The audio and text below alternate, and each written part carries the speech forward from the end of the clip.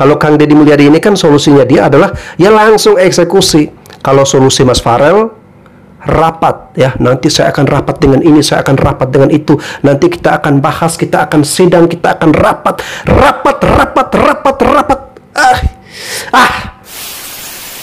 Banyak yang akhirnya bertanya, apakah metode ini benar-benar efektif untuk men-tackle akar permasalahan? Saya Farel Bramasta, anggota DPR RI Komisi 10 dari daerah pemilihan Jabar 7. Saya sepakat bahwa pendidikan karakter adalah fondasi penting untuk membangun generasi muda. Oleh karena itu, saya sangat mengapresiasi upaya pemerintah daerah untuk menerapkan kedisiplinan dan juga akhlak yang mulia untuk pendidikan karakter siswa-siswi yang sedang mengalami masalah perilaku. Namun, dengan hal ini, saya mencermati adanya kekhawatiran dari berbagai pihak, terutama beberapa orang tua yang concern mengenai polemik pro dan kontra terhadap kebijakan tersebut. Apalagi, pendekatan yang digunakan adalah military approach. Banyak yang akhirnya bertanya, apakah metode ini benar-benar efektif untuk men-tackle akar permasalahan? Kita semua perlu melihat hal ini lebih mendalam. Dalam banyak kasus, perilaku menyimpang bagi para anak-anak muda atau remaja ini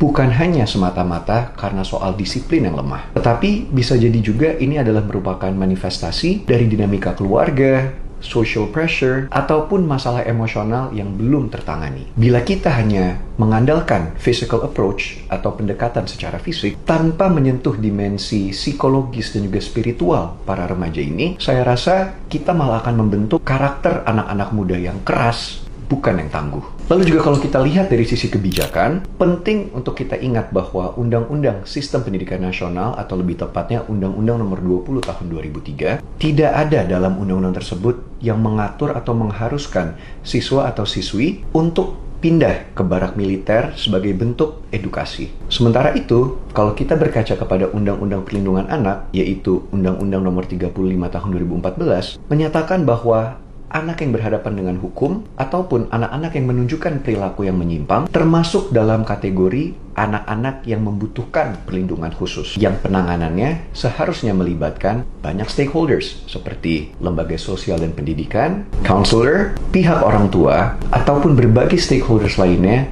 dan bukan melalui instansi militer. Sejumlah pemerhati pendidikan juga mengingatkan saya bahwa layaknya seorang dokter, kita perlu terlebih dahulu mendiagnosa akar permasalahan ataupun penyakit dari pasien sebelum mereka menentukan metode untuk mengobatinya. Jangan sampai niat yang baik tidak selaras karena dengan cara yang tidak tepat. Sebagai wakil rakyat dari daerah ini, saya rasa penting untuk kita semua bisa mencermati persoalan ini dengan baik. Tentunya mengenai pendekatan pembinaan yang akan diterapkan. Setiap intervensi terhadap perilaku anak tentu perlu mempertimbangkan interaksi mereka dengan lingkungan sosial secara menyeluruh.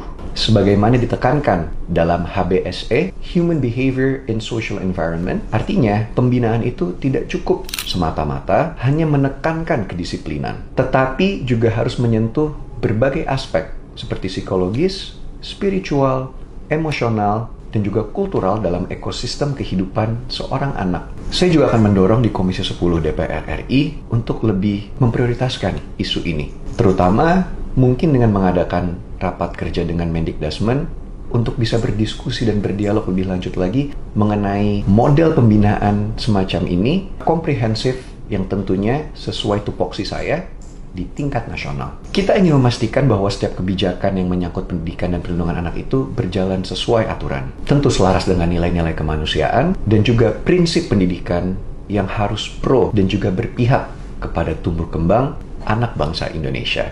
Bagaimana menurut kalian? Silahkan share di kolom komentar di bawah ini. Mas Farel, anggota Dewan Republik Indonesia yang terhormat.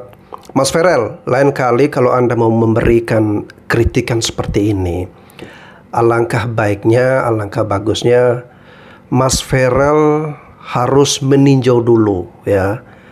Dalam arti Anda harus datang, Anda saksikan, Anda lihat dengan mata kepala Anda sendiri kira-kira seperti apa kegiatan yang dilaksanakan atau dilakukan di barak militer ya, yang dimana anak-anak nakal, anak-anak bandel, badung terlibat dalam tawuran atau permasalahan atau persoalan dikirim ke situ, lalu kemudian dididik dan dibina dengan harapan ketika mereka pulang dari situ mereka ada perubahan ya. Itulah yang diharapkan, dan semua orang tua di Jawa Barat itu semua pada setuju dengan kebijakan dari Kang Deddy Mulyadi. Lalu kemudian Mas Ferel di dalam ruangan yang ber-AC ya, di kursi yang empuk, Anda menyampaikan kritik seperti ini. Memang enak Mas Farel kalau menyampaikan kritik dari dalam ruangan yang ber-AC, dari sofa yang begitu empuk ya. Itu nyaman sekali untuk menyampaikan kritikan, nyaman sekali untuk bersuara, berteori, atau kata Pak Prabowo omon-omon. Itu nyaman sekali ya. Tetapi tidak senyaman bagaimana ketika ada action di lapangan ya. Jadi daripada Anda cuma berteori seperti itu, alangkah baiknya Anda coba ke lapangan ya, Anda melihat permasalahan seperti apa, lalu kemudian solusi Anda seperti apa ya. Mas Ferel tadi setelah dia kritik panjang lebar mengacu pada undang-undang lah, aturan inilah, aturan itu, solusinya dia apa? Solusinya dia adalah rapat. Kalau Kang Deddy Mulyadi ini kan solusinya dia adalah ya langsung eksekusi. Kalau solusi Mas Farel rapat ya, nanti saya akan rapat dengan ini, saya akan rapat dengan itu, nanti kita akan bahas, kita akan sidang, kita akan rapat.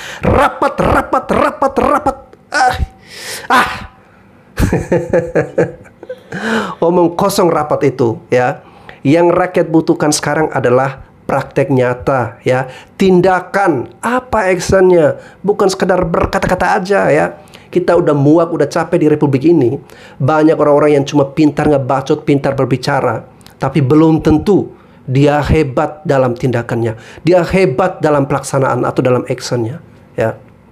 Mas Ferel ini belum tentu bisa sama seperti Kang Deddy Mulyadi. Kang Deddy Mulyadi ini berani untuk datang ke lapangan, datang ke lokasi untuk bertindak tegas, langsung mengeluarkan kebijakan. Beliau rela untuk kotor-kotoran dengan warga ya, rela untuk mencium aroma-aroma sampah, datang ke pasar-pasar yang jorok ya, bersama dengan rakyat.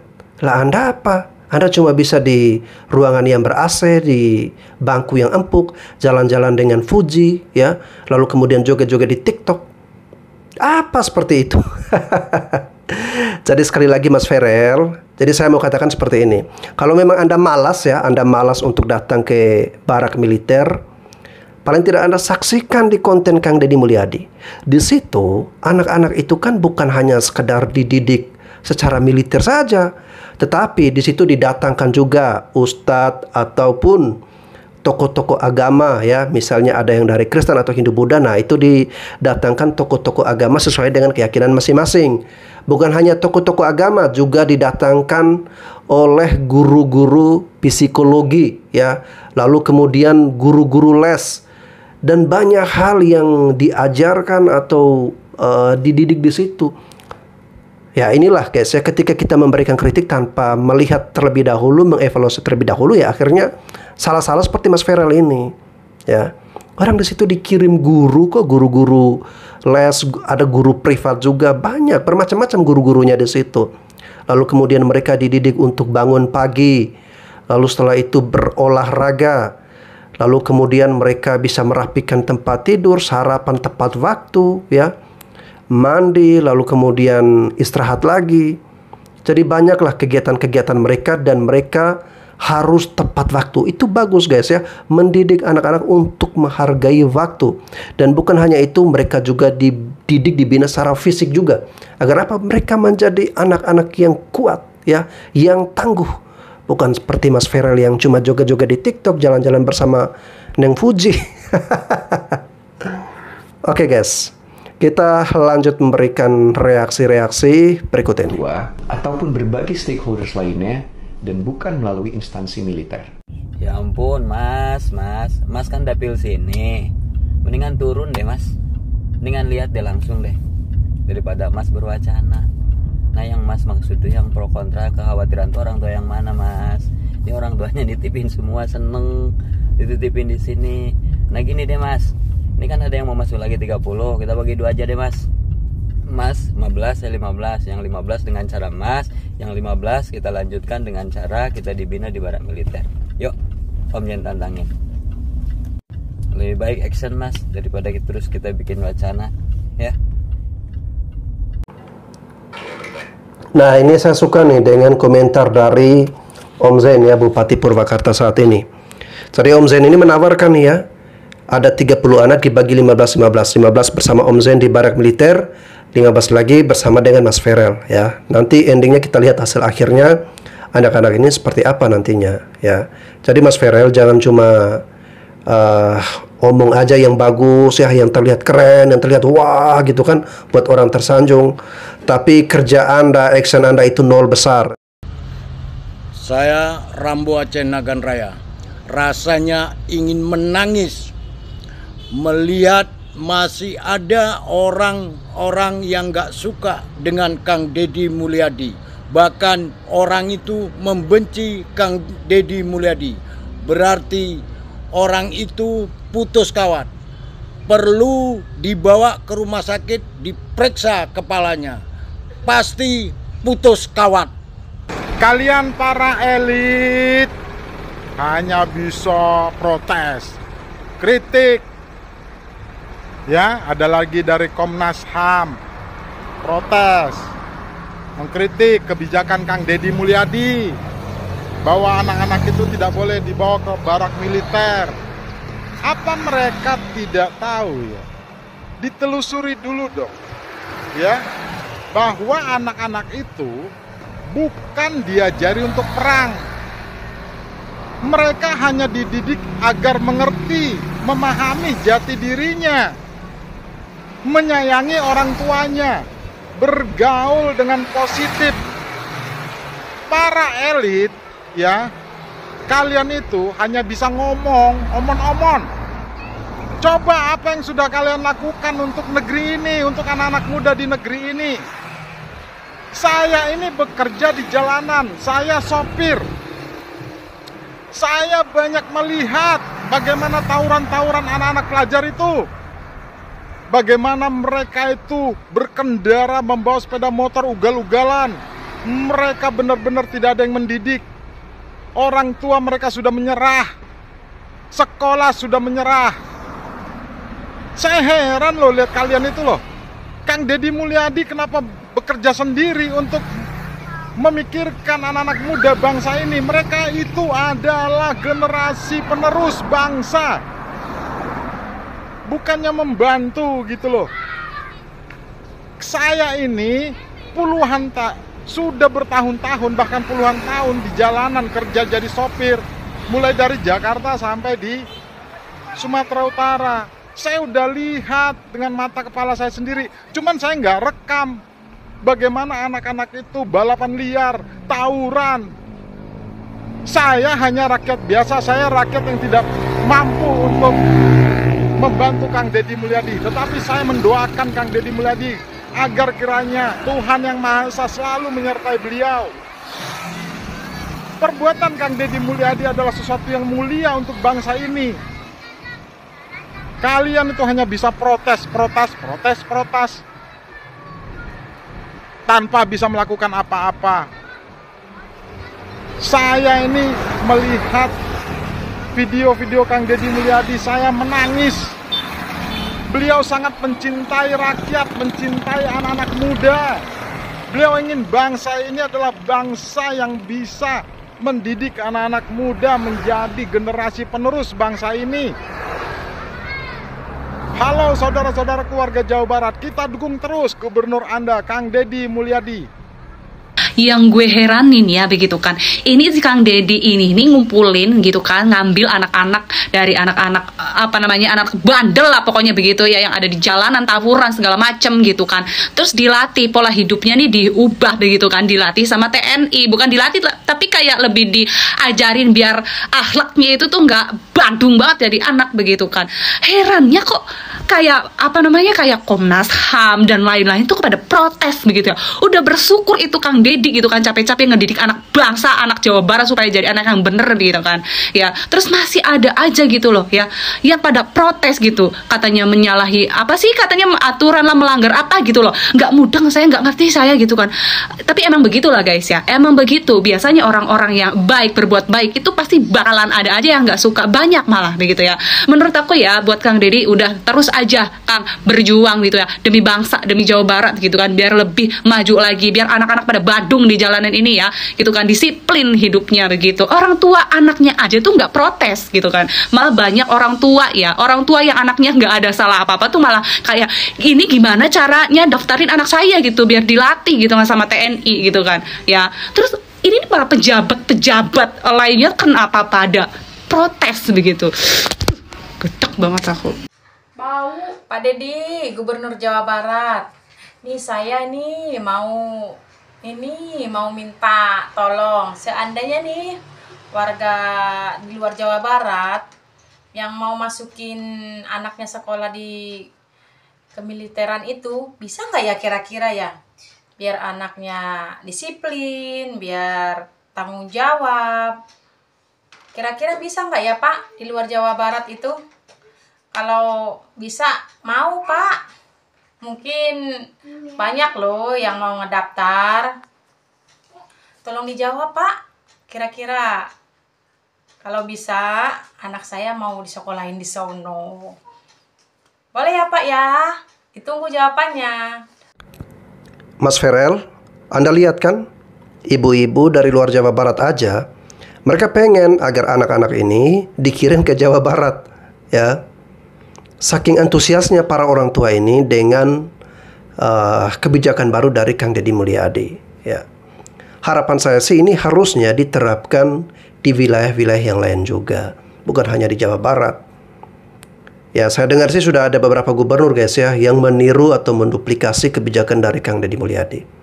Semoga kebijakan tersebut ya bisa efektif untuk mendidik anak-anak Indonesia. Parang sa aing segala naon kebijakan KDM Bapak aing. Hayu bae.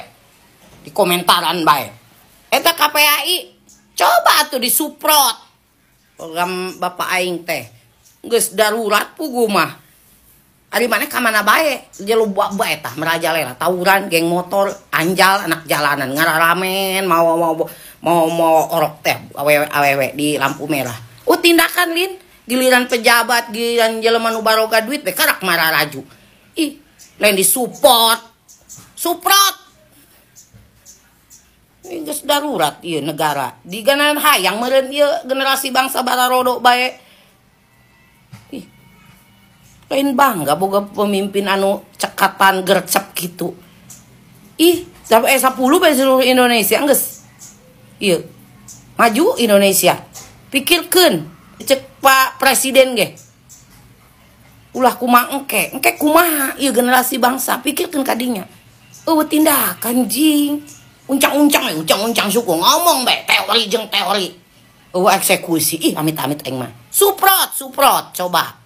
Ieu mah dong nu gawena kitu amat. Damit beak duit nagara ngupahan ka nu karari itu be bacot bae. Eueuh gacorna. Bacot tapi gacor. Bacot teu gacor. Gitu. Ayo bae. Ngomong. Bacot be loba ngabacot.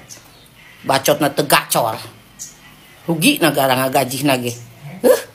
Teruntuk ibu anggota DPR Komisi 10 yang nangis-nangis karena nggak mau ada anak-anak sekolah yang dikirim ke barak militer. Asli, ibu ini bener-bener ibu sejati, sangat keibuan. Saking keibuannya, anak-anak nakal yang pada ngelawan orang tuanya aja ibu tangisin. Saya aja ngelihatnya ibu ya, sampai terharu. Ya terharu ngeliat orang tua yang masih mau berpikir panjang buat naruh anaknya ke barak militer. Karena itu kan penting bu. Lagian kan yang dikirimnya anak-anak yang jelas-jelas nakal, sering ngelawan orang tua. Jadi bukan anak-anak yang diem aja, anak-anak yang baik-baik aja, bukan. Ya saya sih mau ingetin aja kalau ini udah bukan masa kampanye bu. Ibu juga udah kepilih, udah kurang-kurangin nangis-nangisnya. Bener anjing omongan netizen. Anu kudu dievaluasi mah Komnas HAM anjing, lain pendidikan karakter Deddy Mulyadi. Nah Komnas HAM kudu dievaluasi karena ti zaman baheula nepi ka ayeuna geus sabaraha loba kasus pelanggaran HAM entah eta nu ringan, sedang nepi ka berat anu dibereskeun ku Komnas HAM. Terus kasus-kasus nu urgen tentang pelanggaran HAM geus bareres apacan anjing. Sok tunjukkeun ke masyarakat. Ame maneh teh kadeuleu gawena naon anjing.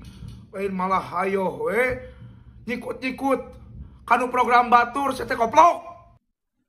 Assalamualaikum warahmatullahi wabarakatuh. Weh KPI dengarkan. Aisyah teh kunaonnya ari KDM geura barudak sina didiku militer dikritik. Sia aura debat jeung KDM dikritik majarisna budak kanak-kanak. Lain kanak-kanak makasih teh deuleu turun ke lapangan eta teh geus dewasa geus 20 tahun. Kanak-kanak maka kategori 18 tahun ke bawah ieu mah geus lulus sekolah SMA geus rek kuliah. Geus sunah ge 1 tahun. Geus lulus 1 tahun eta mah rek kuliah ari nyaneh. Aduh aing mah. Tuh arek kritik mah budak kletik anu ngaramen di stopan. Anu terlantar eta nu kritik mah sia teh kadem teh geus aus digawena. Talal ari sia. Makanya tong aja gue di kantor cik atuh kalapan kali-kali tuh. Loba baudak anu jadi pengemis di lampu stopan teh eta nu kudu dibenehi mah ku Saria.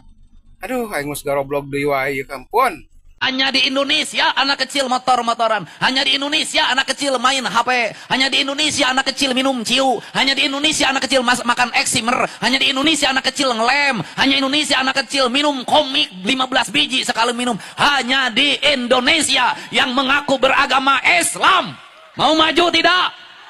Rubah perilaku buruk. Anak kecil jangan dulu main HP. Anak kecil jangan main motor. Bocah cilik tinggal di rumah. Bantu ibumu ke sawah. Bantu ibumu ke ladang. Bantu ibumu ke kebun. Pelihara domba. Pelihara sapi. Pelihara ayam. Tumbuhilah jadi entertainment baru. Pelihara laut. Jadilah nelayan yang hebat. Jadilah petani yang kuat. Jadilah pengusaha yang kokoh. Jadilah politisi yang handal. Engkau adalah harapan bangsa. Jangan kayak sekarang. Orang tua hari ini tak sanggup lagi menghadapi anaknya. Kenapa ini terjadi? Dibiarkan sejak kecil, diikuti keinginannya, makin gede, makin susah diarahkannya. Sekarang orang tua nggak boleh lagi takut sama anak-anaknya. Kalau anaknya bangkang, anaknya melawan, laporkan ke gubernur, kita bawa ke kantor polisi, kita bawa ke barak TNI. Sekarang anak-anak mulai takut sama gubernur. Kalau nggak mau mandi, dilihatin videonya. Kamu mandi, nanti dibawa oleh Pak Gubernur. Kamu makan, nanti dibawa oleh Pak Gubernur. Kamu segera sekolah, nanti dibawa oleh Pak Gubernur. Pak Gubernur hadir untuk nakutin anak-anaknya disuruh sekolah. Tapi efektif. Kenapa? Insya Allah nanti anak-anaknya tumbuh dengan baik. Tetapi ibunya juga harus ngasih contoh yang baik pada anak-anaknya. Anak-anakku jangan main HP. Ibunya juga jangan main HP.